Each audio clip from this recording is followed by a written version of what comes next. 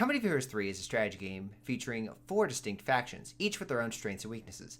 And today, we're going to be diving into the Allied faction and seeing, well, what vehicles are the best for them. We're not going to be diving into tanks, that'll be its own separate list, but for now, with me today is Johnny, helping me go over all these lists. You want to say hi, Johnny? Hello. So I think that for starting off, we'll go with the American Jeep.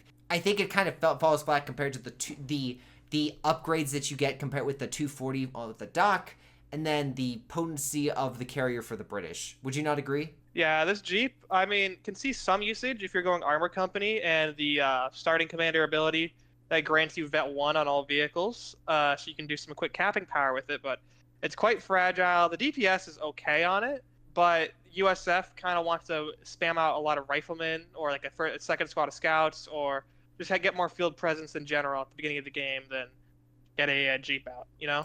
Yeah, I think it just doesn't have the abilities like the Wehrmachts. It doesn't have the potency of the British. It doesn't have the flexibility and the long game potential like the dock. So it's just kind of like it does everything. Jack of all trades, does, master of none. And in this case, in Company of Heroes 3, that means you're just going to suffer. So I'd say C tier. Yeah, I'd say C. Okay, so where would you put the British early game car? I'd place the Dingo as a solid S tier unit. It is the reincarnation of the Company of Heroes 2 Universal Carrier for the Brits in terms of the early game firepower it has. It can't get any of the really stupid upgrades the Company of Heroes 2 Universal Carrier could get. However, it does have access to artillery and fake artillery flares to scare people with, and also is a complete hard counter to any of the DAC's early game vehicle shenanigans because it has high armor and good DPS with its Bren gun against all DAC's early game vehicles that aren't like fuel cost ones. I'm not going to argue with that in the slightest for your placement as S. The one thing I will put high up is the med truck. I think this is just a solid all-rounder. Now, you have to pay 50 munitions for the upgrade, or you can also upgrade for the anti-air potency.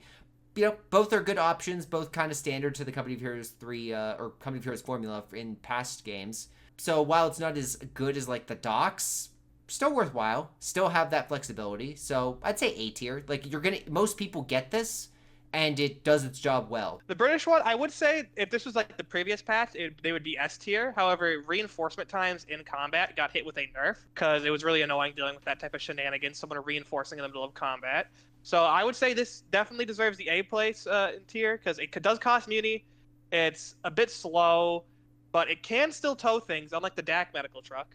Is your quintessential reinforcement truck, as frontline reinforcement has shown to be one of, if not the strongest strategies in Company of Heroes 3 as of recording. Absolutely agree with that. Yeah, you're going to need this if you want a lot of field presence, and I doubt you're going to be...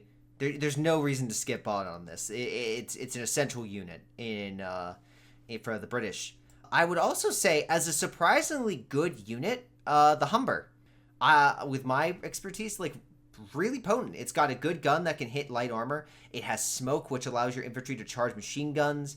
It's rather fast. It's nimble. It's not the most expensive, and while it doesn't have AT potential, it's a good way to assist infantry when you go on the offensive. Would you not agree, Johnny? Yeah, it's a good rush light vehicle for trying to mess with people. It does suffer pretty hard. Again, the 8-rad completely destroys this thing in combat. It doesn't have a lot of health, but it's good fire support. It's definitely good fire support. It doesn't really have the legs of other vehicles in terms of staying relevant as the battle goes on, but for its timing and its price point, it's very decent. Yeah, again, this is not something that can fight late game vehicles, but its utility, I think, can extend to the late game, especially with that free constant smoke. So with all that said, I think just a solid B placement. It has its role. It's not exceptional. It's not something you're going to want every single time. This is more like if you have a certain strategy in mind and the enemy you notice is particularly weak to it, you're going to do very well. Since we also spoke about half tracks earlier, Johnny, would you like to detail the American half track and its massive amount of utility, I gotta say? After its recent patch, the American M3 half-track can be upgraded into one of 3 ways. All of the options are somewhat viable, with one being a 75mm anti-tank gun mounted in the back for a light anti-tank source. One being the ubiquitous quad of 50 cal mount for anti-aircraft and anti-infantry purposes, and the last one being the ambulance half track for your standard reinforce and heal in the field. I would say the one problem with this vehicle is that USF's fuel timing at the point at which you could get this half track is very tight, and you can often see USF skipping this half track to go for the motor pool very quickly to try to rush out a Chaffee or an AT gun or a Greyhound. I would say this thing probably sits around right like where the British medical truck sits, because the upgrades are nice, but you can only get one upgrade per half track, and the half track at 25 fuel is a big ask for its time point. So accessibility is a little worse than the British, but yeah, its utility is far grander. So would you put this above or below? I want to say above because of the utility factor, even if it's a little less accessible and a little higher cost. Yeah, I'd still say it's above because the British truck, I know we failed to mention the fact that it can upgrade into a 20 mil, but the fact that we failed to mention it should tell you about how useful that British anti-aircraft is in comparison to the USF anti-aircraft half track.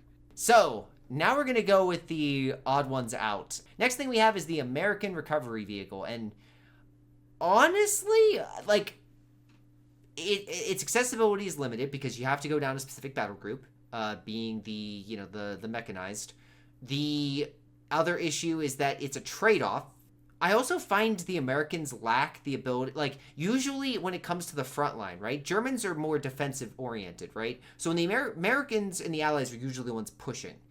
So it's easier for the Germans to recover a vehicle during a successful, defense than it is for an Americans to recover during an successful attack.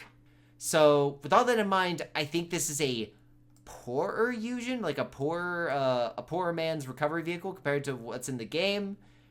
It has its uses, but I don't think anyone's going crazy over this thing. Yeah, this vehicle, like, I know that a lot of people like made the memes with it right when the game came out about, stealing tanks and stuff. The sad reality is that in like actual games, you often won't get the opportunity to recover vehicles, as if you're losing a vehicle, it's especially as you said earlier, like as you said, as USF, you're usually losing that vehicle either directly on the line of contact or while pushing into the enemy's lines. So it's very difficult to get the opportunity to recover it. Although this Lee is tankier than the DAC recovery vehicle, it doesn't really help because it can't defend itself. It's still going to get shot up by the anti-tank gun, but it might not die, but it will still not be able to recover whatever vehicle you're trying to steal with it, Yeah, the glowing endorsement of it might not die as fast does not make this thing great. I'd put this thing in like C tier. It has its use, but like there's so many things going against it. Like it's not something you're going to be striving to get. Yeah, especially since too, it takes this like it's a mutually exclusive pick in the armored doctrine with the global repair ability. For 100 munitions, you can repair all vehicles out of combat very quickly. And then last but not least, we have ourselves the Greyhound, and the Greyhound got buffed recently. It's gotten better with its anti-infantry abilities. The only problem I have with this is where the Humber can like provide smoke. The utility of the Greyhound is more just pure combat, and when compared to enemy vehicles, without like some special abilities or utility, you're just gonna find this thing proving short unless you like are dominating early game. I'm sure in 1v1s and 2v2s it's probably far greater, but in a 4v4 aspect where the Axis usually have a lot of anti-tank or anti-tank snares, it's going to find itself hard-pressed to be actually solid in a combat, whereas the Humber at least has some flexibility in its role. So, yeah, like, again, a better version exists and the Americans get the weaker version. Yeah, this thing, like, no utility, more or less. It's basically just pure offensive anti-infantry and some light anti-vehicle power. It is nowhere near the Chaffee's, like, I will destroy every vehicle the Axis own for some reason, because that thing is an absolute force. The Greyhound can rip apart infantry very well, especially if you close the distance on them. But the problem is, the USF at that time, like at the time point in game where you could get this thing, really either wants the anti-tank gun or the Chaffee over this vehicle, because good USF play should have their anti-infantry covered with their bar riflemen instead of having to devote resources towards this Greyhound. So it's It's pretty good, but it's not a guaranteed pick for most USFs. I'd completely agree with that assessment. I guess with the bleed potential, I will tentatively go with this, though I think my personal preference is I would get the Humber like 9 times out of 10 compared to a Greyhound, because exactly what you said. On paper, this thing is better, but like in practice, it's just not going to be used. Those are all the vehicles for the Allies. Tune in next week when we go over all of the Allied tanks. Until next time, I'm Greyshot151. I'm with Johnny, and we'll catch you all next time. Until then, later. Hello everyone, this is Greyshot117, and before y'all go, let me give a special shout out to Patreon supporters Joey G240, Milam, Big Cooch, Aphyria, Ace, Pyro Shark, Tony B95, Epic Pleb. Thank you all for your incredible support in helping me grow my channel and support my channel and everything I do. Thank you, and to the rest of you, thanks for watching, and I'll see you guys next time.